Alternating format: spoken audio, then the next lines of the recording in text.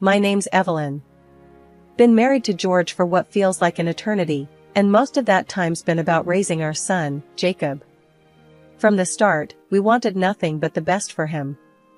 We scrimped and saved, hoping he'd grow up strong, smart, and independent. But you know what they say about best-laid plans. Jacob was a handful as a teenager, always into some mess or another. And each time he'd come home, sheepish or smirking, depending on the scrape, I'd be there, making sure it didn't break him or us. George would shake his head, saying I was too soft on him. You love him too much, Edie. You're spoiling him rotten. But I'd just laugh that off.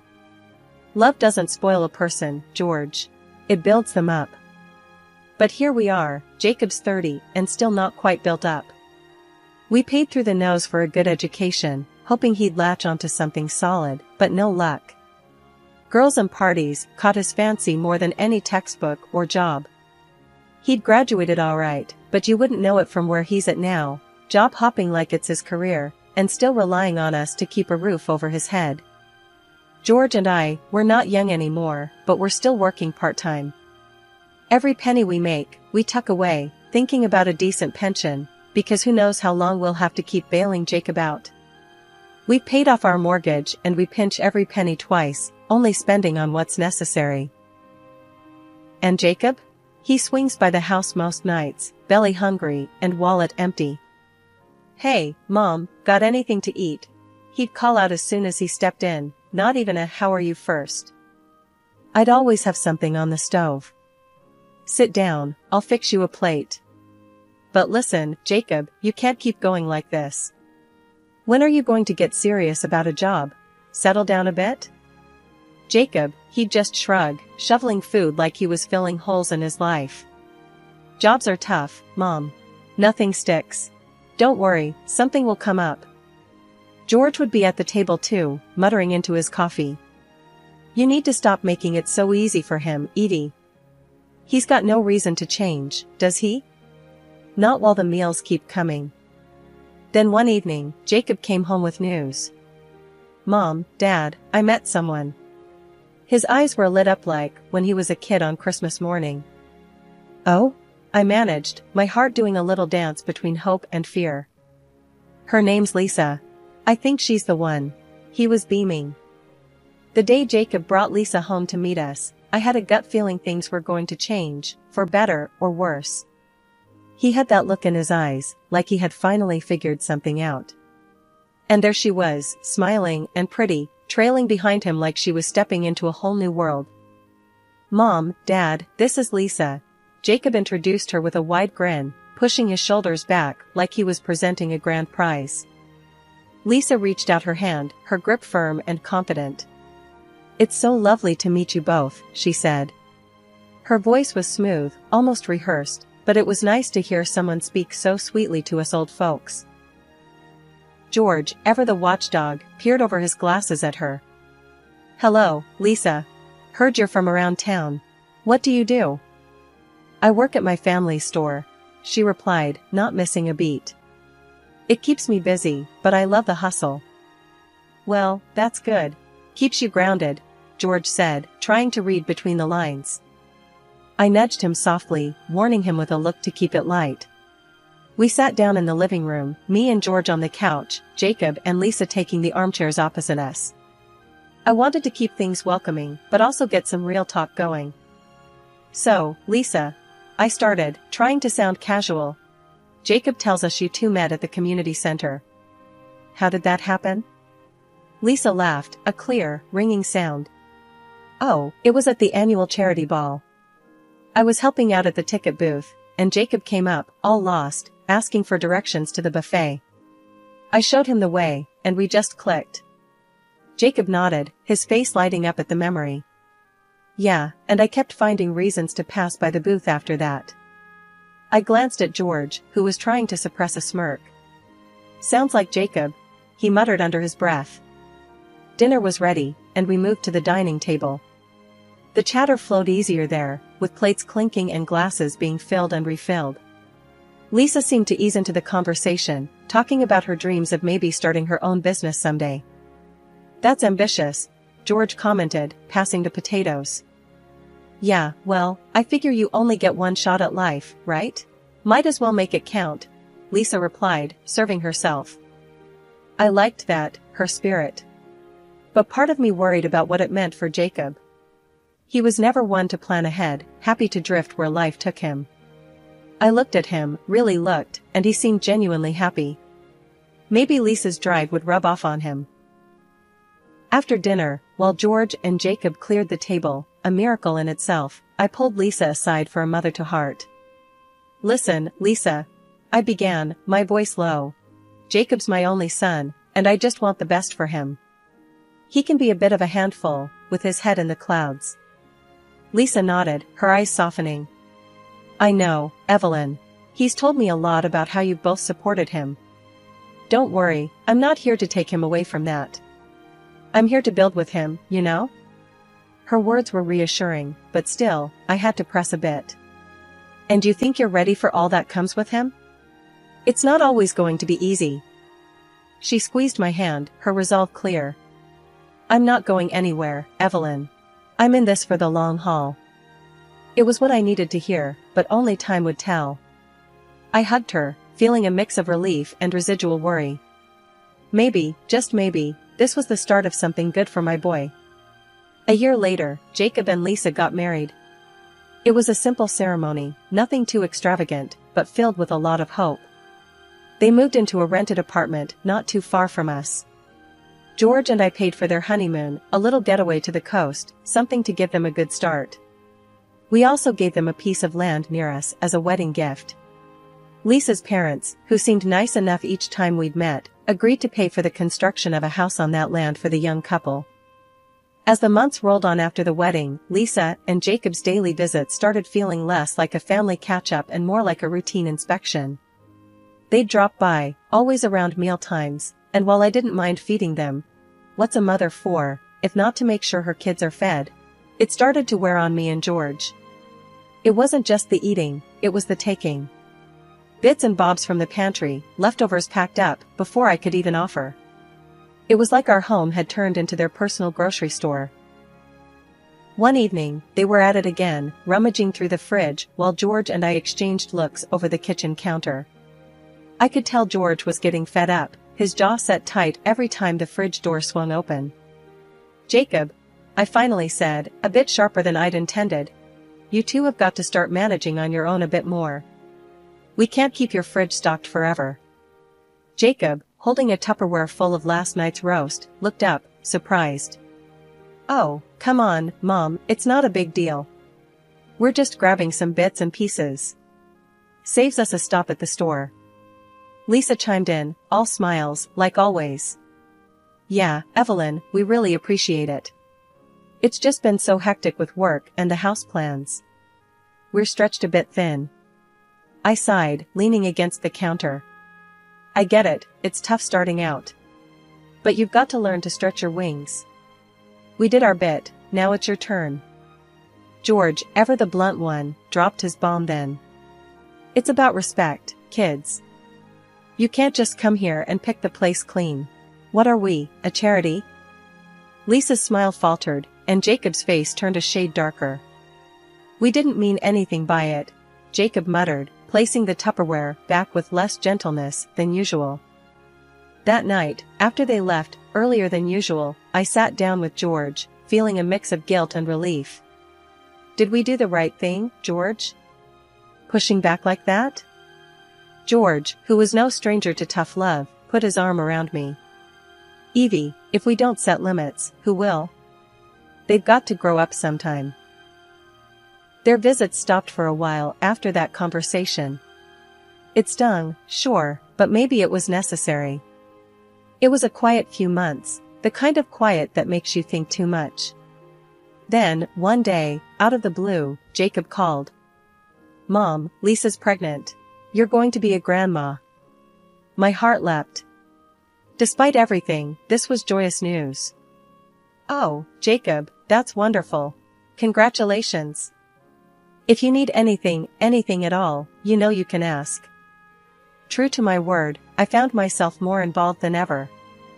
Lisa needed help with cleaning their house and grocery shopping. I was more than happy to step in. "You're a lifesaver, Evelyn," Lisa would often say. "You really get it, unlike my own mom." Her words made me pause. "Lisa, maybe I should talk to your mom. Clear the air?"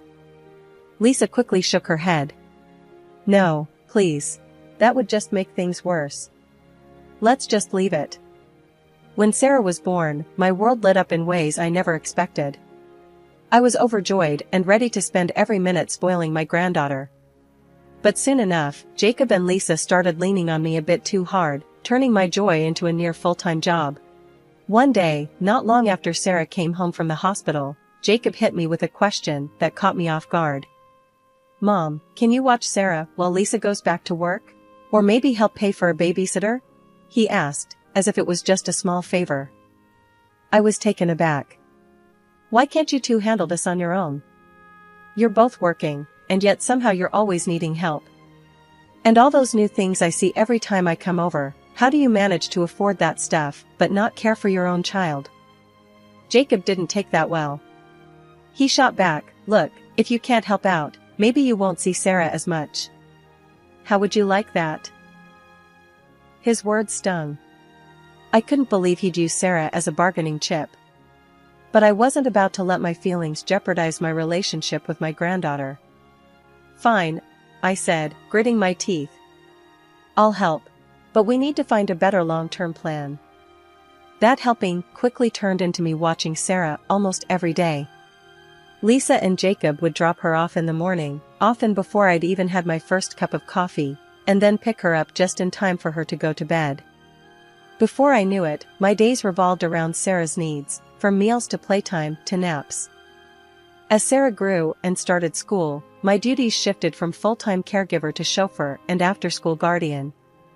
I picked her up from school, helped with homework, and made sure she had a good dinner, things I loved doing, but it was a commitment I hadn't exactly signed up for.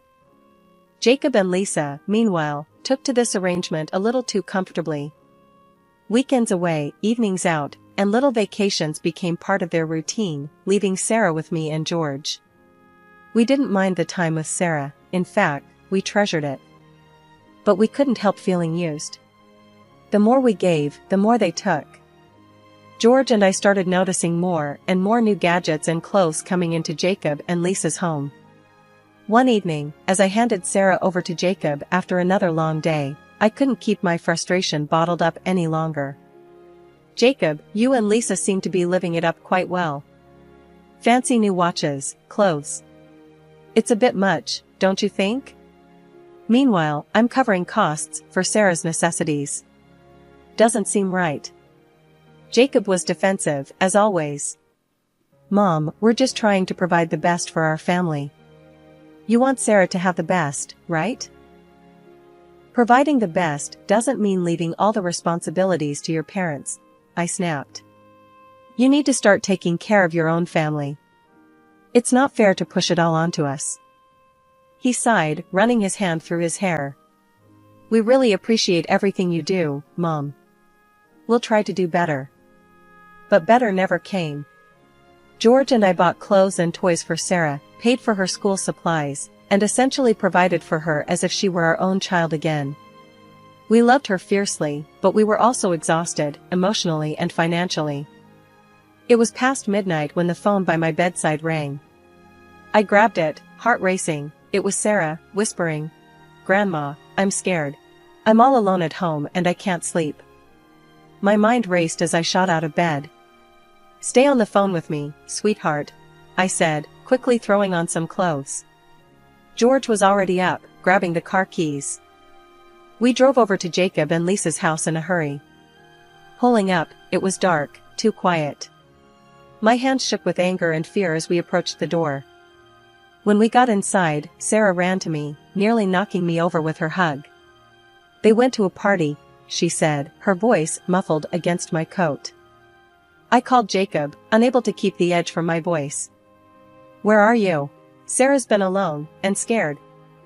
Jacob's response was slurred, dismissive. "Mom, calm down. It's no big deal. We do this sometimes. She's fine." Fine? It's not fine, Jacob. You left your daughter alone at night. I shot back, my voice rising. He hung up, leaving me fuming and George pacing the living room. We decided to stay with Sarah until morning, not that we could have slept anyway. The next day, after ensuring Sarah was at school and safe, I made a decision. I couldn't let this go.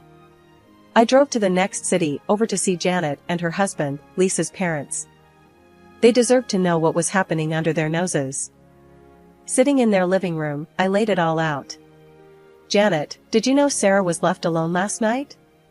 That Jacob and Lisa often leave her by herself? The color drained from Janet's face. What? No, we had no idea. We thought. I pressed on. And there's more. You've been sending money for private schooling and expenses, right? Well, Sarah's almost always at our house, and we've been the ones handling school fees and other costs. Janet and her husband exchanged a look of disbelief. We send them $50,000 a year for her schooling, Janet murmured, her voice tinged with shock and betrayal. They've been lying to you. They pocket the money, telling you it's for Sarah, while we provide for her. It's all been a sham, I said, my voice steady, despite the storm inside. The room was thick with tension as they processed the news. This is fraud, Evelyn. They're stealing from us, using Sarah as a pawn in their games, Janet's husband finally said, his voice hard. I nodded, resolute. We need to take action. For Sarah's sake and for our own. We can't let them continue like this. We agree, Janet said, her eyes meeting mine, a new resolve forming between us. We'll support you in whatever needs to be done. This ends now. I left their house with a heavy heart, the drive home filled with mixed emotions. Anger, betrayal, but also a grim satisfaction that we were finally going to hold Jacob and Lisa accountable. The very next morning, I made calls to both a lawyer and the local social services. The situation had gone too far. It wasn't just about money now, it was about Sarah's safety. The lawyer, a straight shooter named Bill, advised us on our options, and social services were equally concerned about the situation. They set up an immediate visit to Jacob and Lisa's house. George and I decided we needed to be there too, to face this head-on. When we arrived at Jacob's house, Lisa opened the door, her face twisted in anger. What are you doing, Evelyn? Bringing social workers here? They're asking why we leave Sarah alone. Her voice was sharp, accusing. I kept my cool, despite the heat rising in my chest. We're here for Sarah's well-being, Lisa. That's our only concern, I replied firmly. The social workers had already started their inspection and quickly noted several concerns. They pulled us aside, their faces serious. We've observed enough to draft a report on child neglect and the failure of parental duties, one of them whispered to me, holding a clipboard tightly against her chest. Lisa overheard and stepped up, her tone venomous. You have no right, Evelyn. Because of you, they're saying we might lose our daughter. You won't see her again, I'll make sure of it. Jacob, who had been quiet until then, finally spoke, his voice cold and harsh. Mom, you've really done it this time. I can't believe you'd turn on your own family like this. I'm done with you. I swallowed hard, fighting the hurt. This isn't about us, Jacob. It's about Sarah. About keeping her safe. That's when the door opened again, and in walked Janet and her husband, summoned by me for support. Lisa's face lost all color, her bravado slipping. Janet stepped forward, her voice trembling, but strong. Lisa, we know what's been going on. The money, the lies. You've been playing us all. We're here to put an end to it. Jacob and Lisa were silent now, the reality of the situation settling in. I cleared my throat loudly to capture everyone's attention. As the room fell silent, I reached into my bag and pulled out a stack of official-looking documents. Everyone's eyes were fixed on me as I started handing them out to Jacob and Lisa. Here, I said sternly, pushing the papers across the table towards my son. These are your disinheriting papers, and next to them, the lawsuit we filed for compensation due to years of your deceit. I didn't miss the shock passing over Jacob's face as he fumbled with the documents, his confusion palpable. Beside him, Lisa looked like she was about to faint. "There's more," I continued, my voice firm and unyielding. "We're also selling the piece of land we gave you for your wedding. It's still in my name, thankfully." Before they could respond, Lisa's parents stepped forward, their expressions grim. They had their own set of documents, which they presented to their daughter with heavy hands. "And here," her father said, his voice trembling with a mix of anger and betrayal, "are your disinheritance papers from us, Lisa. We're also demanding the return of all the funds you've misappropriated." Lisa's breakdown was immediate. "There's no money left. We spent it all," she cried hysterically, her hands trembling. Jacob stood beside her, silent, his face a mask of shock and helplessness. As the room buzzed with the tension of broken trust and shattered relationships, I took a deep breath and delivered my final blow. "We will also be seeking to deprive you both of parental rights," I announced, my voice steady despite the turmoil inside me. "We've talked to Sarah, and she's expressed a desire to stay with us permanently. We plan to take full custody and eventually adopt her." Just as I thought the situation couldn't get more strained, Lisa, who had been sobbing uncontrollably, suddenly stopped. She looked up with a calculating expression and said, "What if we make a deal? Give us $500,000, and we'll let Sarah stay with you without any further trouble." The audacity of the offer left the room in stunned silence. George, who had been quietly supporting me throughout the ordeal, clenched his fists, visibly angry at the proposition. Lisa's parents were the first to break the silence. Her father, his face red with a mix of shame and anger, spoke loudly. "To think we raised someone who would sell her own child. We disown you, Lisa." The social workers stepped in then, detailing the next steps for transferring guardianship legally and ethically, without any exchange of money. Lisa and Jacob didn't argue much after that. It seemed the fight had gone out of them. As we walked out, I felt a mix of sadness for the family my son and his wife had become and resolve for the fight ahead. We were determined to do whatever it took to protect Sarah and give her the loving, stable home she deserved, free from the greed that had tainted her young life. With the courthouse battles behind us and the dust finally settling, George and I found ourselves stepping into a new chapter, one we hadn't anticipated but were determined to navigate with all the love we had. We were officially Sarah's guardians, and while the path to get here was riddled with heartache, the outcome was a relief. One quiet evening, as we sat on the porch watching Sarah chase fireflies in the yard, George broke the comfortable silence. "You think we did the right thing, Edie?" I looked at him, seeing the years of worry etched in his features, softened now by a smile as he watched Sarah. "Yes, George. We did what we had to do. For her."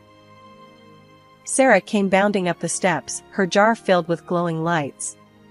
"Look, Grandma, look what I caught." I laughed, taking the jar and peering inside. "They're beautiful, sweetheart. Just like you." She beamed, pleased with the praise, then turned to George. "Grandpa, can we let them go now? I think they want to fly." "Sure thing, kiddo." George stood, stretching his legs, and followed her down the steps to release the fireflies back into the evening sky. Later that week, I sat down with Sarah to talk about the upcoming school year. "You excited to start at your new school?" I asked, spreading out some of the new supplies we'd picked up together. She nodded, her expression serious. "Yeah, but I'm a bit scared. What if the other kids don't like me?" I reached over, tucking a loose strand of hair behind her ear. "You just be yourself. They're gonna love you just as much as we do." Sarah smiled, a bit reassured, then her expression turned thoughtful. "Grandma, do you think Mom and Dad are okay?" "I think they're learning a lot right now, sweetheart. Just like we all are. But remember, Grandpa and I are here for you, always." As fall rolled in and Sarah settled into her new routine, George and I attended school events, helped with homework, and built a new rhythm around our granddaughter's needs. One evening, as we sat down for dinner, George raised his glass in a small toast. "To new beginnings, and to family. The ones we're born into, and the ones we make along the way." I raised my glass to his, our eyes meeting over the table. To family, I echoed. Sarah, not one to be left out, raised her milk glass, with a giggle. To family. The laughter that followed was light and genuine, filling the room with warmth.